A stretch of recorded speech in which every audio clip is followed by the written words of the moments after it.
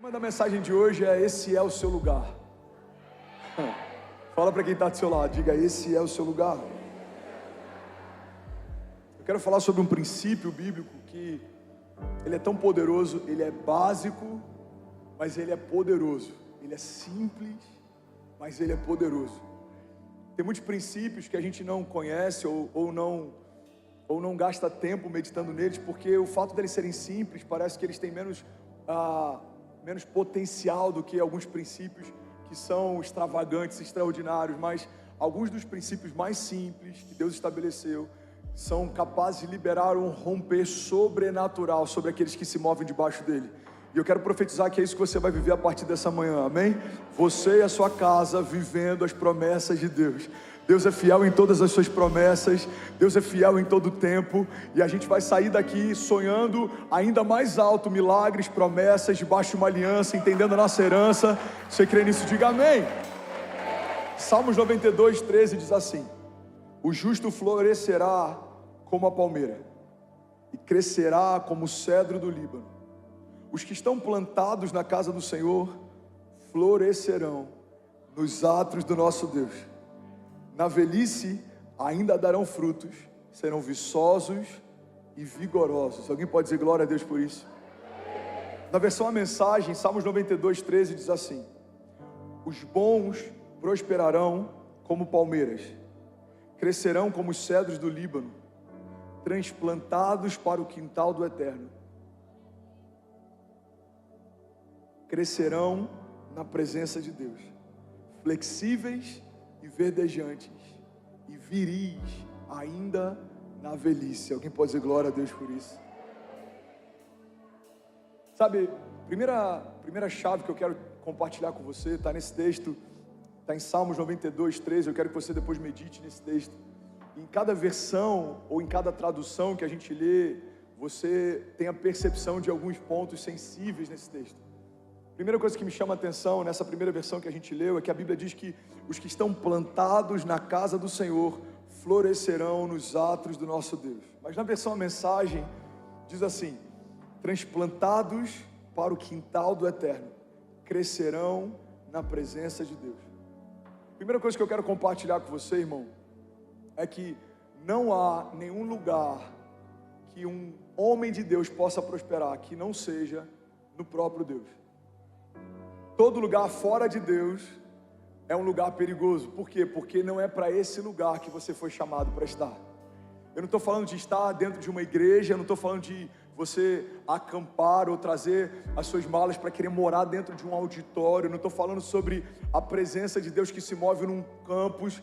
O que eu quero compartilhar com você é que o lugar mais seguro que você pode estar é plantado em Deus. Alguém está comigo? Diga amém. Então o primeiro princípio que eu quero compartilhar é que tudo que foi criado se torna dependente da sua fonte de vida. Tudo que Deus criou, Ele não só criou, mas Ele estabeleceu um vínculo de dependência. Tudo que Deus criou, Ele não só criou, mas Ele estabeleceu um vínculo de dependência. Então você só prospera no lugar onde você foi gerado em Deus. Você só floresce no lugar onde você foi gerado em Deus. Você só cresce no lugar onde você foi gerado em Deus. É por isso que eu falei ainda há pouco, durante as nossas ofertas, uma semente espiritual gera frutos espirituais. Um posicionamento em fé vai gerar milagres. Por quê? Porque você não está militando com armas naturais, você está militando com armas espirituais. Quando a gente entende a força de um clamor, quando a gente entende a força do louvor e da adoração, a gente entende que não é sobre música mais, não é sobre ritmo, é sobre usarmos a nossa adoração como armas de ataque, como armas de defesa. Então, para quem não sabe, a força que a adoração tem é só música, é uma boa letra, é um bom ritmo, e às vezes, vamos ser sinceros, nem é tão bom assim, mas é só música, é só emoção, é só sentimento. Mas para quem entende o que existe por trás da adoração, você não está apenas cantando uma canção, você está gerando um ambiente de glória, você está celebrando com tudo que você tem, você está honrando a Deus, você está preparando o ambiente para o sobrenatural se mover sem impedimento, sem barreiras, sem bloqueios. Alguém está comigo aqui? Diga amém. Então Deus estabeleceu um princípio: tudo que foi criado se torna dependente do ambiente que o criou. A gente vê isso muito claro em Gênesis. A gente vê em Gênesis Deus estabelecendo o novo, mas ao invés de dar ordem para o que seria criado, Ele deu ordem para o ambiente que o criou. Deus não fala com os peixes, mas nós vemos Deus falando com o mar. Deus não fala com as plantas, mas nós vemos Deus falando com a terra. Deus não fala com o barro, mas nós vemos Deus falando consigo mesmo, quando foi criar você. Vamos para o texto. Gênesis diz assim, Gênesis 1:11. E disse Deus: produza a terra a erva verde, erva que dê semente, árvore frutífera que dê fruto segundo a sua espécie, cuja semente está nela sobre a terra. E assim foi. E a terra produziu erva. Quem produziu erva? E a terra produziu erva, erva dando semente conforme a sua espécie, e a árvore frutífera cuja semente está nela, conforme a sua espécie. Deixa eu só abrir um parênteses, porque a Bíblia ressalta em 2 versículos esse princípio em relação ao fruto, e eu queria falar um pouco sobre isso. O que diferencia um fruto de um legume ou de uma verdura, por exemplo? Alguém sabe? Por que um fruto é considerado fruto? Todo fruto é considerado fruto porque carrega dentro de si as suas sementes. É por isso que o tomate, por exemplo, por mais que a gente muitas vezes trate como legume, o tomate é um fruto. Por quê? Porque as sementes dele estão dentro de si. Você pode pensar em qualquer fruto, da goiaba ao abacate, você pode pensar até inclusive a banana, você consegue ver aqueles pontinhos pretos, são as sementes que estão dentro da fruta. Então existe um princípio sobre o fruto carrega sementes dentro de si. E é por isso que não dá para você esperar colher algo diferente daquilo que você tem semeado. Deus colocou em você sementes de milagres. Deus depositou em você sementes de fé. Aleluia! Então você carrega algo precioso, poderoso. Deus depositou em você as sementes que vão liberar uma colheita sobrenatural ao longo da tua jornada. Todo romper, todo milagre, todo transbordo, tudo isso já foi depositado em você. Irmão, guarda isso. Eu já falei sobre isso em alguma outra mensagem, mas eu quero lembrar para alguém aqui. Deus depositou em você algo que vai liberar o que Ele prometeu a você. Deus já depositou em você algo que vai liberar o que Ele prometeu a você. Uma das orações que a gente vê na Bíblia, em relação ao dom, por exemplo, é: Senhor, ativa em mim o dom que foi depositado. O dom já foi colocado, já existe uma porção de Deus sobre você, existem promessas de Deus sobre você, existe um desígnio de Deus sobre você. O que você precisa fazer? Você precisa colocar para fora o que Deus já colocou dentro, e você vai colher numa medida 30, 60, 100 vezes maior do que tudo que foi semeado. Alguém está comigo ainda? Diga amém. Então vamos voltar aqui, Gênesis 1:12, diz assim: a terra produziu erva, dando semente conforme a sua espécie, e a árvore frutífera, cuja semente está nela, conforme a sua espécie. E Deus viu que era bom, e foi a tarde e a manhã do terceiro dia. Gênesis 1:20, vamos pular um pouco. Versículo 20 diz assim: disse também Deus: encham-se as águas de seres vivos, e voem as aves sobre a terra e sobre o firmamento do céu. Assim Deus criou os grandes animais aquáticos e os demais seres vivos que povoam as águas, de acordo com as suas espécies, e todas as aves de acordo com as suas espécies. E Deus viu que era bom. Então Deus os abençoou, dizendo: sejam férteis e multipliquem-se, encham as águas dos mares e multipliquem-se as aves na terra. Passaram-se a tarde e a manhã, e esse foi o quinto dia. Versículo 24.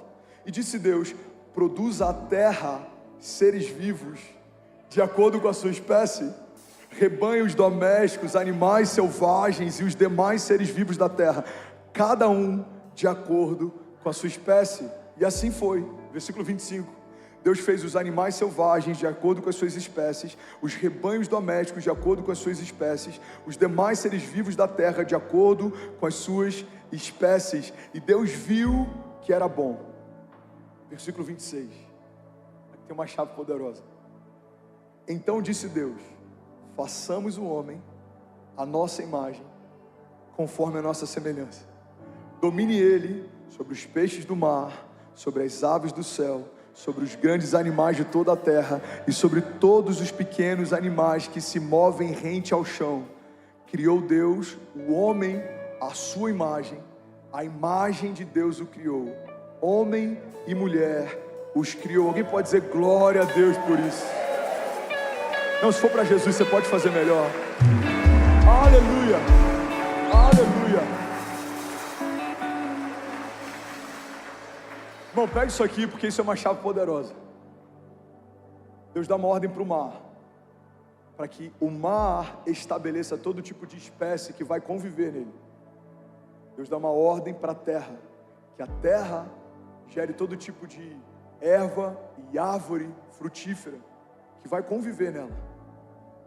Deus dá uma ordem para que da terra sejam criados todos os seres viventes que vão se movimentar nela. Deus, Ele fala consigo mesmo, com Ele, com o seu Filho e com o Espírito Santo. Alguns vão dizer, pastor, mas o Filho de Deus só veio na nova aliança. Não, o Filho de Deus está desde o princípio. João diz que no princípio Ele era o Verbo estava com Deus, o Verbo era Deus, e foi através dele que tudo que foi feito se fez. No primeiro dia, quando Deus diz, haja luz, e houve luz, a Bíblia não diz que houve separação entre dia e noite. A Bíblia diz que no princípio, quando Deus diz, haja luz, houve separação entre luz e trevas. A luz do primeiro dia não é a luz do sol, o sol só foi criado dias depois. A luz do primeiro dia é Jesus, a luz dos homens. E é por isso que dias depois, quando Ele estabelece o sol, a lua e as estrelas, aí há uma separação entre dia e noite. O primeiro dia não é sobre os raios solares, o primeiro dia é sobre Jesus fazendo parte de toda a criação junto com seu Pai. É por isso que no primeiro dia Ele diz, filho, haja, manifeste-se, revele-se. E aí quando Ele vai criar o homem no sexto dia, Ele diz, façamos. O Espírito já pairava sobre a face das águas desde o princípio. O Filho foi revelado desde o primeiro momento. E então o Pai, o Filho e o Espírito Santo juntos fizeram você. Alguém está comigo aqui? Diga amém. Então pega isso aqui, irmão. Ele diz, façamos o homem segundo a nossa imagem e semelhança. Onde você foi feito? Você foi feito em Deus. Você foi feito em meio ambiente de presença. Você foi feito envolvido pelo Espírito Santo. Você foi feito imagem e semelhança do Filho de Deus. Pastor, ainda não peguei essa chave. Eu vou deixar ainda mais claro. Se você tira uma árvore da terra, por mais que as folhas permaneçam verdes por um tempo, não tem mais como frutificar. É impossível florescer quando você é removido do lugar que gerou vida para você. Se você tira um peixe da água, é impossível ele permanecer. Por quê?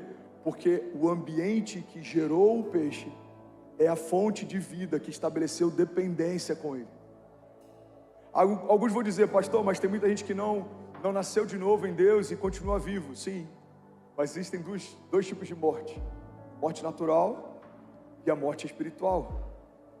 Fomos feitos segundo o pó da terra.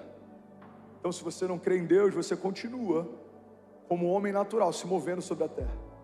Mas passamos a viver depois que recebemos o sopro de vida. Se você é um homem espiritual, é impossível você se manter vivo espiritualmente se não estiver plantado no lugar da presença de Deus. Então, irmão, guarda isso aqui em nome de Jesus. Alguém está recebendo algo de Deus? Diga amém. Levante suas mãos, declare isso com autoridade. Diga, tudo que foi criado se tornou dependente da sua fonte de vida. Diga, peixes foram criados pelo mar, dependem dele para viver. Diga, árvores foram geradas pela terra, dependem dela para viver. Diga, eu fui gerado em Deus e eu dependo dele para permanecer de pé. Se você pegou isso, irmão, será que você pode celebrar Jesus no seu lugar? Não, de verdade, será que alguém pode, pelo amor de Deus, fazer barulho? Aleluia! Aleluia! Aleluia! Vamos lá, vamos começar. Primeiro princípio básico para a gente entender tudo que Deus vai falar aqui. Você foi plantado em um ambiente, e esse ambiente define o seu tamanho. Produção, traz para mim aquele bonsai, por favor. Gente, eu juro que eu tentei comprar o bonsai mais bonito de São Paulo, mas esse foi o melhor que a gente achou, ok? A gente fez o nosso melhor. Carlinho passou o final de semana todo procurando. Eu sei, não é um bonsai tipo do mestre Miyagi, mas vai servir para a gente entender a ilustração, amém, gente? Que a gente está em São Paulo, né? Aqui tem um bairro da Liberdade. Falei, gente, eu preciso de um bonsai, mas eu quero aquele bonsai. Aí chegou isso aqui, eu falei... Falei, se a gente pegasse um cotoco de árvore e fincasse aqui, ninguém ia saber, ia dar no mesmo. Mas isso aqui é um bonsai, amém, gente? Isso aqui é um bonsai de uma árvore frutífera. Se chama gabiroba. Quantos aqui conhecem a gabiroba? Ok, é boa essa fruta? É boa? Eu fui apresentado hoje. Bom dia, gabiroba, tudo bem? Não tinha nem fruto pequenininho. Tinha um pé de romã que tinha um fruto pequenininho, mas eu falei, não, vamos na gabiroba, eu sinto que tem algo de Deus aqui nela, vai dar certo. Vocês estão felizes ainda? Diga amém. O que é um bonsai? Bonsai é uma árvore normal, que se tornou limitada no seu crescimento, por conta do lugar onde foi plantado. Então, existe um limite para o crescimento desse bonsai. Mas a mesma semente que gerou ele, se for colocado no ambiente certo, vai gerar uma árvore que tem até 20 metros de altura. Vou falar de novo, alguém vai pegar aqui do lado esquerdo. Deixa eu ver se tem algum incendiário aqui do lado esquerdo. A mesma semente, em um ambiente diferente, estabelece estaturas diferentes. A mesma semente, num ambiente diferente, estabelece tamanho de frutos diferentes. Deixa eu vir para o lado direito, deixa eu ver se tem algum incendiário aqui. Alguém está comigo? A mesma semente, num ambiente diferente, estabelece uma colheita diferente. A semente é a mesma, a genética é a mesma, a árvore é a mesma, o fruto é o mesmo, mas a estatura não, a colheita não, a dimensão não. Por quê, pastor? Porque um fruto de uma árvore como essa, em tamanho normal, natural, colocada sobre um galho como esse, não se sustentaria. Guarda isso em nome de Jesus. Tem gente que não cresce, dependendo do ambiente que está. Não é porque Deus está punindo você, Deus está cuidando de você. Porque se você não tem estrutura para suportar a força de um fruto, os frutos podem se tornar um peso. Você já conheceu alguém que começou no ministério, depois de um tempo aquilo que mais amava se tornou um peso, um fardo? Servia com paixão no início, depois de um tempo se tornou pesado. Eu estou na escala hoje, meu Deus, eu tenho que pregar hoje. Uau, tenho que pregar 3 vezes nesse domingo. Eu tenho que passar a madrugada orando, eu tenho que jejuar, eu tenho que me preparar. Irmão, é muito perigoso tentar frutificar de uma maneira natural, ou seja, na medida que Deus te chamou para frutificar, mas você permanecer num ambiente que te limita. Por quê? Porque os frutos que seriam uma bênção se tornam um fardo. Você quer um exemplo para isso? Alguém que orava para ter uma família, saiu desse ambiente de consciência da graça. Deus me deu uma família, Deus me deu um casamento, Deus me deu filhos. Se você sai desse lugar de gratidão, o que acontece? A sua família se torna um fardo. Você começa a reclamar daquilo que um dia, chorando, você pediu para ter. O casamento se torna um fardo, o ministério se torna um fardo, o trabalho se torna um fardo. Eu já falei sobre isso aqui um tempo atrás. Já imaginou se tudo que a gente reclama, a gente perdesse enquanto reclama? Você vai dizer assim: cara, eu não aguento meu cabelo. Cabelo horroroso, irmão, não aguento mais. Pum, careca. Cara, eu estou cansado desse trabalho, todo dia a mesma coisa. Pum, desempregado. Cara, minha mãe, toda hora manda mensagem, toda hora reclama da mesma coisa. Pronto, órfão. Cara, meu esposo, eu vou te falar, toda hora toalha em cima da... toalha em cima da cama, nunca dá descarga. Eu não aguento mais, Jesus, esse homem que você me deu, bum, viúva. Eu não aguento servir, gente, toda hora, é escala, é culto. Aí quando a gente acha que vai descansar, o pastor inventa uma conferência. Aí daqui a pouco é batismo, é 2 batismos no ano, é 3, é 4, é 5 batismos. Bum, desigrejado, fora do corpo. Não reclame daquilo que um dia chorando você pediu para ter. Você está comigo? Diga amém.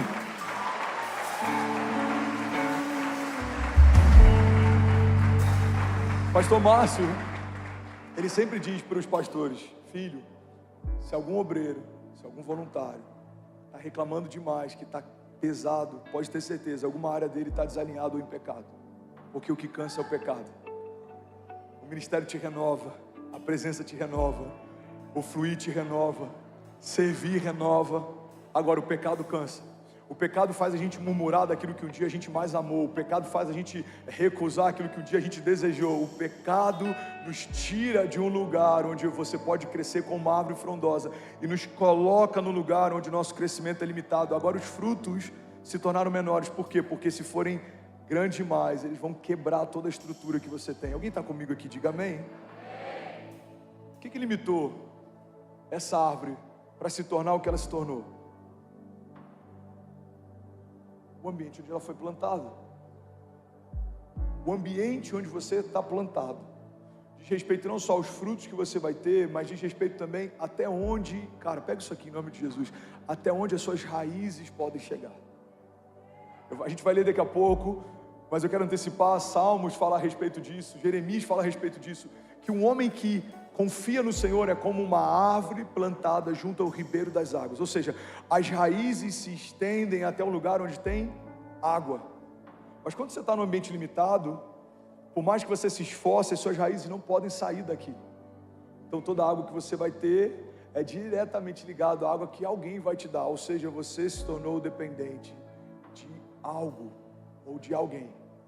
Mas quando você está plantado no lugar certo, por mais que o tempo seja um tempo ruim, por mais que o lugar seja um lugar árido, as suas raízes se estenderão até onde há água, e você vai permanecer com as suas folhas verdes mesmo no tempo da seca.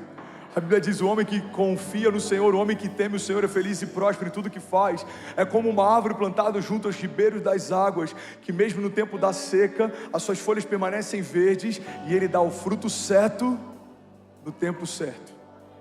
Alguém está percebendo Jesus se movendo aqui nessa manhã? Você pode celebrar Jesus no seu lugar. Vamos, alguém. Aleluia. Então pega essa chave, irmão. O lugar onde você está plantado determina a sua estatura.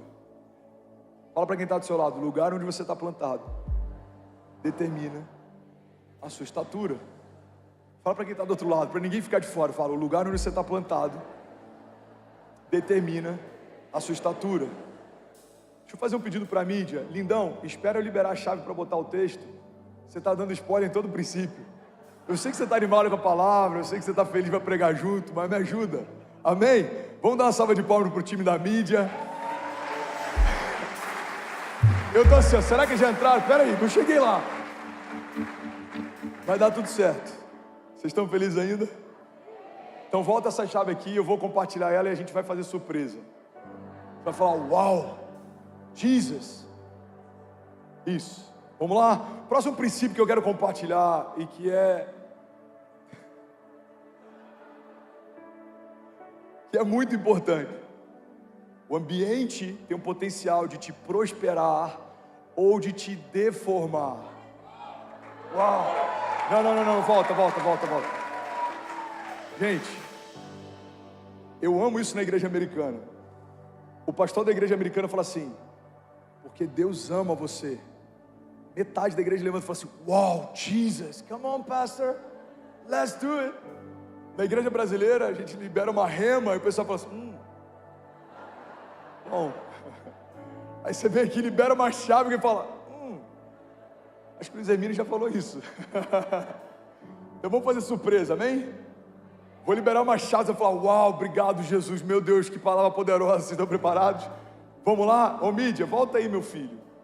Vou pregar sobre ansiedade domingo que vem, tá? Não falta esse culto, pessoal da mídia. Próxima chave, o ambiente tem o potencial de te prosperar ou de te deformar. Come on. Jesus! Não, se for para Jesus, você pode fazer melhor. Aleluia! Aleluia! Aleluia!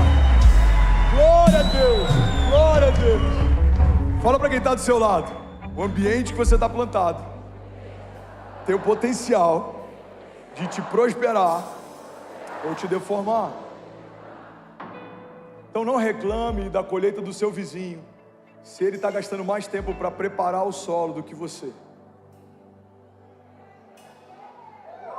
Não compare a tua jornada com o do seu irmão, se ele está gastando mais tempo preparando o solo do que você.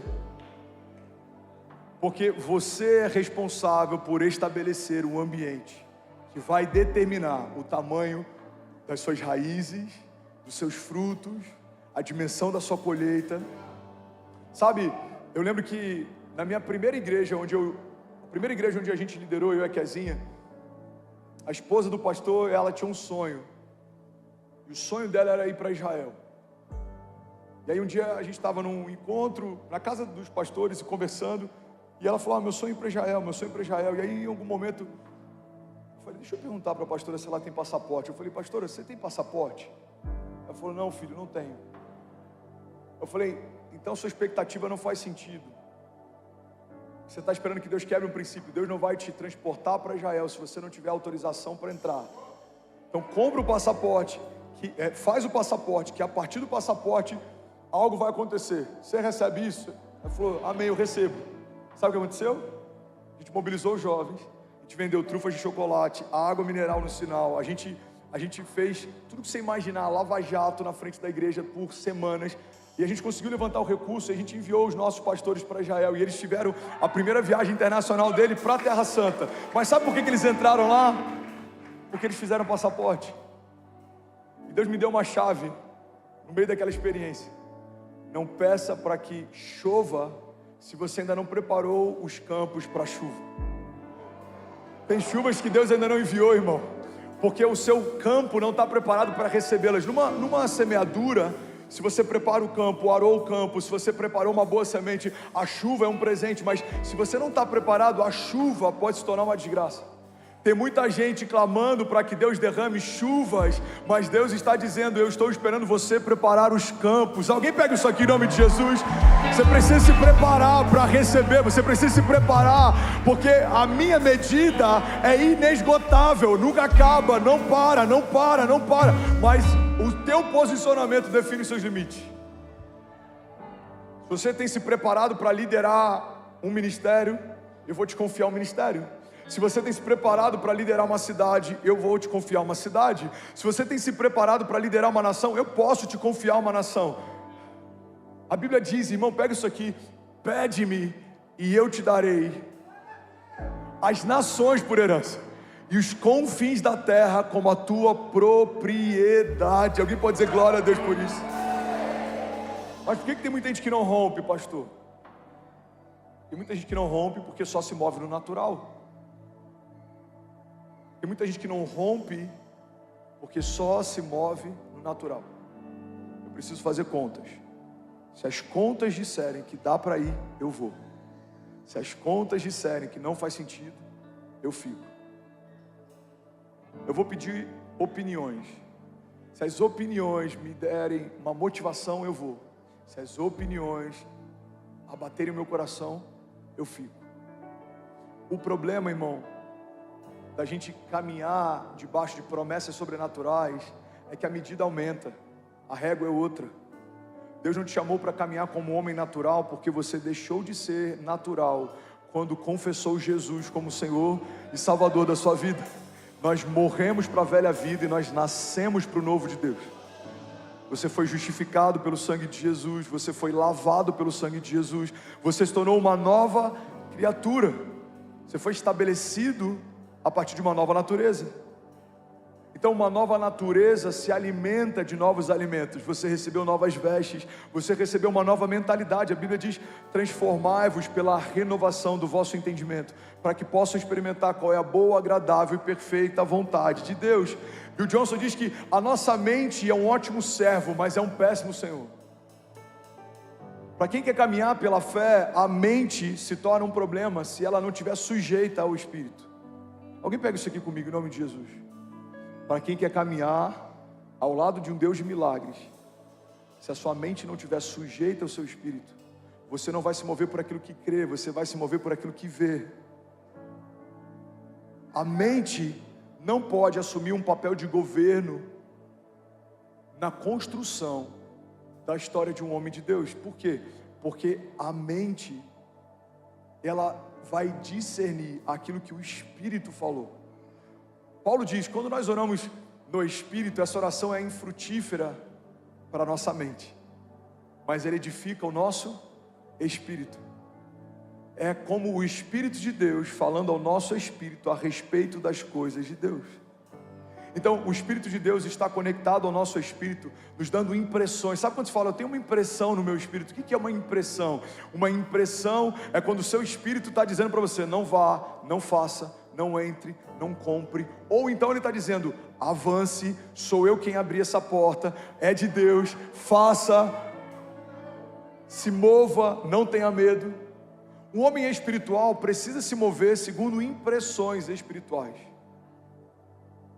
Pastor, mas a Bíblia diz que numa multidão de conselhos há sabedoria. Sim, mas você precisa acessar uma multidão de conselhos de homens espirituais. Homens que acessam os céus, homens que ouvem os céus, te darão um conselho dos céus. Homens que são naturais, te darão conselhos naturais. Você quer um exemplo de um conselho natural que pode roubar, abortar um destino profético? Pedro e Jesus. Jesus fala: olha, eu vou ser entregue nos próximos dias, eu vou ser vendido, vou ser crucificado. Pedro fala: não, Senhor, de forma alguma, nós não vamos permitir que isso aconteça. Isso é um bom conselho, mas é um conselho natural. O conselho de Pedro está dizendo para Jesus: a gente não vai permitir que você seja vendido e morto. Mas esse era o plano de Deus. A cruz não foi um engano, a cruz foi o propósito. A cruz não aconteceu por acaso. Jesus veio para ser crucificado. A palavra já dizia: maldito é todo aquele colocado sobre o madeiro. A maldição da criação veio sobre Jesus naquele lugar, e a bênção de Deus veio sobre a criação a partir daquele dia. Então o que Pedro está dizendo, naturalmente nós pouparemos você, guardaremos você, cobriremos você. Mas o que Pedro está dizendo, segundo o entendimento espiritual, nós impediremos o plano da redenção de se manifestar. E é por isso que Jesus é tão duro. Jesus responde dizendo: para trás de mim, Satanás. Esse é um conselho bom, mas não é um conselho de Deus. Pega isso aqui.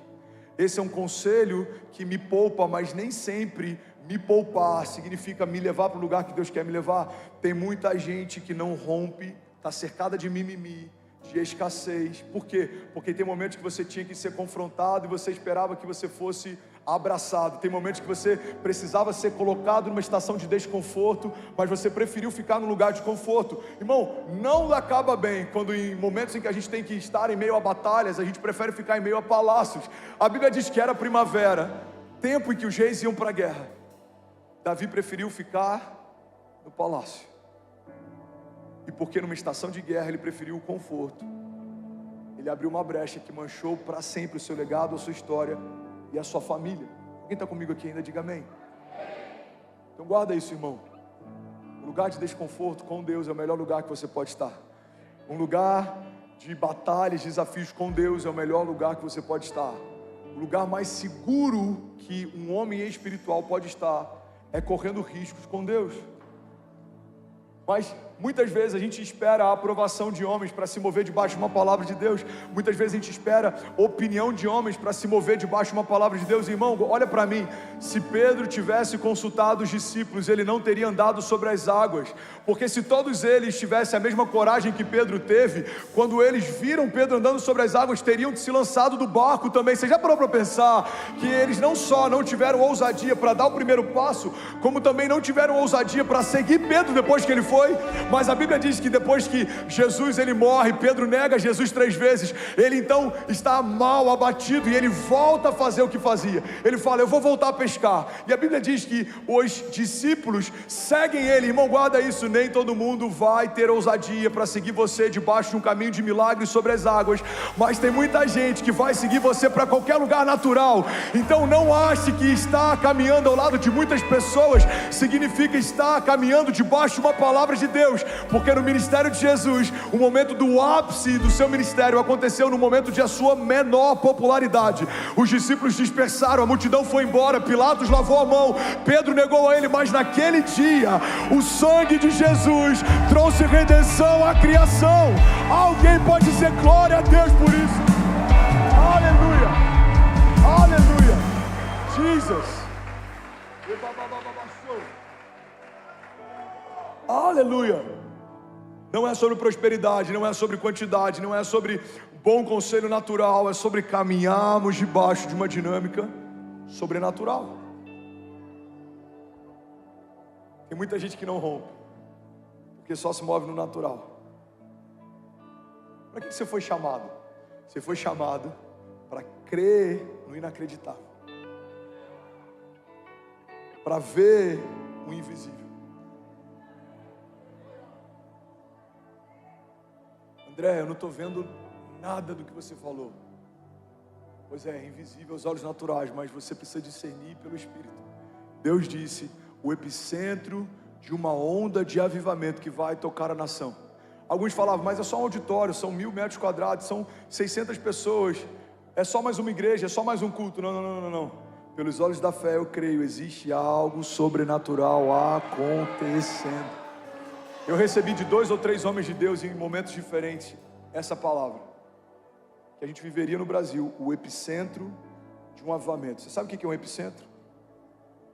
O epicentro de um maremoto é a gênese, o início desse fenômeno que acontece num lugar onde ninguém vê, debaixo das águas. O epicentro de uma grande onda começa a se formar. Guarda isso, irmão. Preguei esse dia sobre homens de governo, e eu falei que governa quem ouve os céus. José governou no tempo da seca porque ouviu os céus no tempo da fartura. Daniel era mais sábio do que todos os sábios da Babilônia. Todo homem de Deus e todo herói da fé governou porque ouviu os céus. Eu vou usar um termo entre 2 aspas para que ninguém depois me questione, mas guarda isso, é quase uma covardia. Os homens naturais estão se movendo segundo estratégias naturais, mas os filhos de Deus estão se movendo segundo uma palavra de Deus. Aquele que passeia na eternidade, aquele que fez os céus e a terra, aquele que está no seu futuro esperando você chegar, está liberando para você palavras, e eu vou botar entre aspas, dicas. Ele está dizendo: não vai por aí, não entre nisso, não faça isso, faça, compre, venda, conecte, não conecte, se aliancie, não se aliancie. A palavra de Deus diz em Eclesiastes 3: há um tempo determinado para todo o propósito debaixo dos céus. Então quem ouve os céus governa. Por quê? Porque discerne as estações. A palavra de Deus diz que o sábio discerne o tempo e o modo de todas as coisas. Igreja, guarda isso aqui em nome de Jesus. Quem discerne estações evita frustrações. É tempo das vacas gordas. José falou: está vindo o tempo de vacas magras, vamos guardar. Ele ouviu. Uau, eu preciso terminar. Alguém consegue ouvir mais 5 minutos dessa palavra?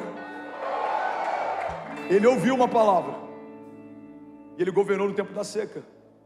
Ele juntou semente quando ninguém juntava, ele vendeu semente quando ninguém tinha. Pega isso aqui, irmão. José juntou semente quando ninguém juntava, e ele vendeu semente quando ninguém tinha. Por quê? Porque quem ouve os céus governa. Quem ouve os céus governa. Então você não foi chamado para caminhar de forma natural. Você foi plantado num ambiente sobrenatural. Suas promessas são sobrenaturais, foram feitas por um Deus sobrenatural. A sua aliança é uma aliança sobrenatural. Olha o que a palavra de Deus diz. A ceia, o cálice, representa uma aliança feita pelo sangue de Jesus. É uma representação. Mas a aliança não tem a ver com suco de uva sobre vinho. A aliança foi estabelecida por sangue. O sangue de Jesus estabeleceu uma aliança sobrenatural. E a partir dessa aliança, todo aquele que nele crê não perece, mas será salvo. Se você nasceu de novo, você se tornou um homem espiritual. E tudo que você vai viver a partir de uma dinâmica espiritual. As promessas são espirituais, os milagres são espirituais, a provisão é espiritual, os livramentos são espirituais. Por quê? Porque você não é mais dessa terra, você não é mais pó da terra, você se tornou cidadão do céu.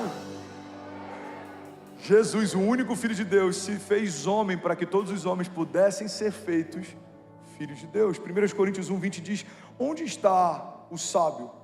Onde está o erudito? Onde está o questionador dessa era? Acaso não tornou Deus louca a sabedoria desse mundo? Visto que na sabedoria de Deus o mundo não o conheceu por meio da sabedoria humana, agradou a Deus salvar aqueles que creem por meio da loucura da pregação. Os judeus pedem sinais miraculosos, os gregos procuram sabedoria. Nós, porém, você pode levantar suas mãos, nós, porém, pregamos a Cristo crucificado, o qual de fato é escândalo para os judeus e é loucura para os gentios, mas para aqueles que foram chamados, tanto judeus como gregos, Cristo é o poder de Deus e a sabedoria de Deus. Porque a sabedoria de Deus é mais sábia que a sabedoria humana, e a fraqueza de Deus é mais forte que a força do homem. Irmãos, pensem no que vocês eram quando foram chamados. Poucos eram sábios segundo os padrões humanos, poucos eram poderosos, poucos eram de nobre nascimento, mas Deus escolheu as coisas loucas do mundo para envergonhar os sábios, e escolheu as coisas fracas do mundo para envergonhar as fortes. Ele escolheu as coisas insignificantes do mundo, as desprezadas e as que nada são, para reduzir a nada as que são, para que ninguém se vanglorie diante dele. Alguém pode dizer glória a Deus por isso? Aleluia, aleluia. Se for para Jesus, você pode fazer melhor. Aleluia, aleluia. A loucura de Deus é mais sábia do que a sabedoria humana. Então guarda isso, irmão. Você está plantado em um ambiente sobrenatural. Não dependa de um conselho ou de uma sabedoria natural. Todas as pessoas que são apenas naturais, que eu consultei antes da gente fazer o que fez, disseram para a gente não fazer o que a gente fez. Deixa eu ver. Olha, pela projeção, pelos indicadores, pelos últimos 3 meses, não faz sentido vocês alugarem esse novo espaço, não faz sentido vocês construírem esse lago, não faz sentido vocês sonharem com o novo auditório, não faz sentido. Mas toda vez que um conselho natural vem de encontro a uma impressão que eu tenho no Espírito, isso me dá mais coragem para fazer. Por quê? Porque Deus ama confundir as coisas naturais, para que ninguém se vanglorie diante dele. Versículo 27. Mas Deus escolheu as coisas loucas do mundo para envergonhar os sábios, e escolheu as coisas fracas do mundo para envergonhar as fortes. Preciso terminar. Alguém recebeu algo de Deus aqui? Diga amém. Você pode celebrar Jesus no seu lugar. Aleluia, aleluia, aleluia. Eu vou pregar essa mensagem no próximo culto e nas 17 horas. Se você lembrar de alguém que precisa ouvir isso, por favor, faça vir para a igreja. Coloca no teu carro e traz, convida, insiste. Mas eu sinto no meu espírito que essa mensagem vai liberar um novo tempo na vida de muita gente aqui. Você recebe isso? Diga amém. Fica de pé no teu lugar. Eu quero finalizar. Eu quero profetizar a palavra sobre você. Ainda bem que eu vi Jesus. Igreja, olha para mim. Qual é o melhor lugar que eu posso estar? Na presença. O salmista faz uma oração que é tão poderosa. Por que Davi era um homem diferente? Porque Davi entendeu princípios se moveu debaixo deles. O salmista diz: uma única coisa eu peço ao Senhor, e ela eu persigo todos os dias, que eu possa permanecer nesse lugar. Irmão, olha a oração que Davi fez enquanto estava preocupado em trazer a arca da aliança e a presença manifesta de Deus para o meio do povo. Ele diz: Senhor, eu não descansarei, e as minhas pálpebras não se fecharão, enquanto não trouxer a presença de volta para a cidade. Davi entendia que existe uma chave na presença. O que a Bíblia diz? Quando a arca cai, os bois tropeçam, a arca cai, Davi fica angustiado, não sabe o que fazer. Ele fala: guarda essa arca em algum lugar, até que eu possa entender como fazer o que a gente vai fazer. A Bíblia diz que então colocaram a arca na casa de Obed-Edom. 3 meses depois, homens chegam para o rei e falam: rei, nesses últimos meses, tudo o que Obed-Edom tem e faz prospera por causa da arca. Igreja, pega isso aqui. Uma casa, cara, isso é muito forte. Uma casa ordinária viveu um mover extraordinário, porque a presença entrou nela. Uma casa natural viveu um mover sobrenatural, porque a presença chegou nela. Mas nós estamos debaixo de uma aliança superior. Naquela época, a presença de Deus se manifestava no Santo dos Santos, na Arca da Aliança, e só um sumo sacerdote tinha acesso a isso pontualmente. Pega isso aqui. O sumo sacerdote colocava as roupas sacerdotais e tinha na sua cintura uma espécie de uma corda com vários sinos, e essa corda ela era esticada e ficava do lado de fora com outros sacerdotes segurando. Se o sumo sacerdote entrasse na presença, onde a presença manifesta de Deus se movia, e ele não estivesse em santidade, ele era fulminado pela santidade de Deus. Pega isso aqui, irmão. Na antiga aliança, o poder da presença de Deus matava aqueles que não estavam debaixo de santidade em Deus. Então o sumo sacerdote se preparava, se limpava, se purificava, acessava pontualmente. A presença manifesta de Deus vinha sobre a Arca da Aliança. E se ele fosse fulminado, os sinos paravam de tocar. Então quem estava do lado de fora sabia: o sumo sacerdote foi fulminado. Eles arrastavam para fora e o novo sumo sacerdote acessava aquele ambiente. Estamos debaixo de uma aliança superior. Hoje, para você ter acesso à presença, você não é escolhido a dedo. Não precisa ser um sumo sacerdote, viajar até um lugar distante e acessar o átrio onde a presença de Deus está, não. Se você confessar Jesus como seu único e suficiente Salvador, você foi escolhido em Deus, separado por Deus, você nasceu de novo, e por isso você pode entrar com confiança na sala do trono de Deus, entendendo que pelas pisaduras dele você foi sarado, que pelo sangue dele você foi justificado, que pelo sacrifício de Jesus você foi comprado. Você não é mais escravo, agora você é filho. Você não é mais cativo, agora você é livre. Você não está mais perdido, você foi encontrado. A Bíblia diz: não foram vocês quem me escolheram, mas eu escolhi a vocês. Vocês amam porque eu amei primeiro. Deus está dizendo: eu sonhei com você, eu escolhi você, eu preparei você, eu desejei você, eu desenhei você. E quando você se perdeu, filho, eu resgatei você. Eu paguei o preço que era necessário e eu te trouxe de volta para esse lugar. Alguém está comigo aqui? Diga amém. Aleluia. Então pega isso aqui, igreja. O salmista está dizendo: é nesse lugar que eu quero permanecer todos os dias da minha vida. Estava debaixo de uma antiga aliança. Nós estamos debaixo de uma aliança superior, ou seja, a presença não é mais um lugar de visitação. Vou falar isso de novo. Quem está pegando isso aqui, diga amém. A presença não é mais um lugar de visitação. A presença se tornou um lugar de habitação. Você não vai visitar, você vai habitar. Você não vai de vez em quando acessar a presença, não. Você foi chamado para habitar na presença. Você recebe isso? Jeremias 17:7. É nesse lugar que você foi plantado. Fomos plantados no lugar da presença, porque fomos gerados nela. Lembra da primeira passagem que a gente leu aqui? Gênesis. façamos o homem segundo a nossa imagem e semelhança. Você foi criado em Deus, você só prospera em Deus.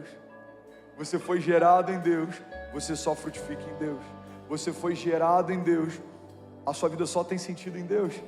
Jeremias 17:7 diz: bendito o homem que confia no Senhor e cuja confiança é o Senhor, porque será como uma árvore plantada junto ao ribeiro das águas, que estende as suas raízes para o ribeiro e não receia quando vem o calor, mas as suas folhas ficam verdes, e no ano da sequidão não se fadiga nem deixa de dar fruto. Alguém pode dizer glória a Deus por isso?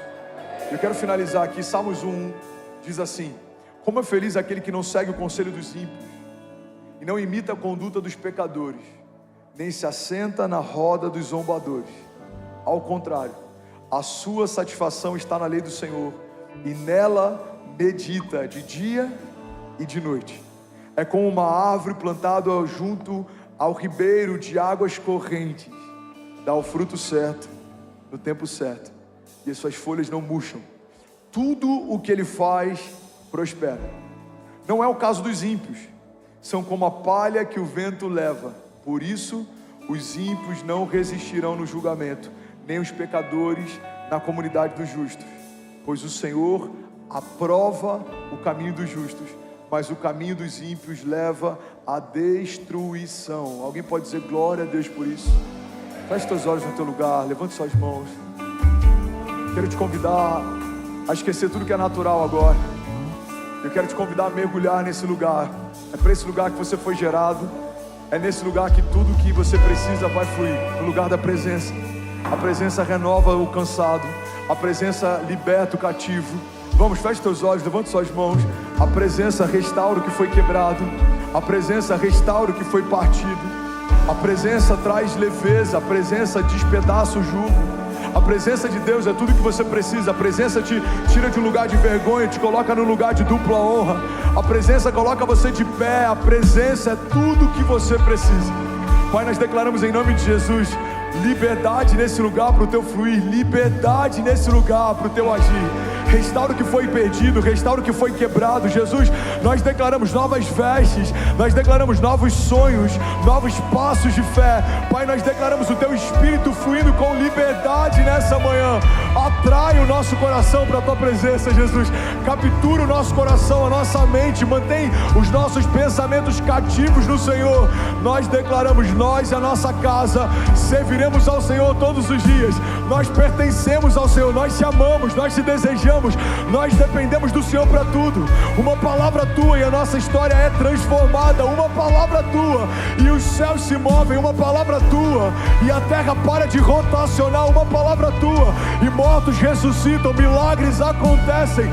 Uma palavra tua é tudo que a gente precisa.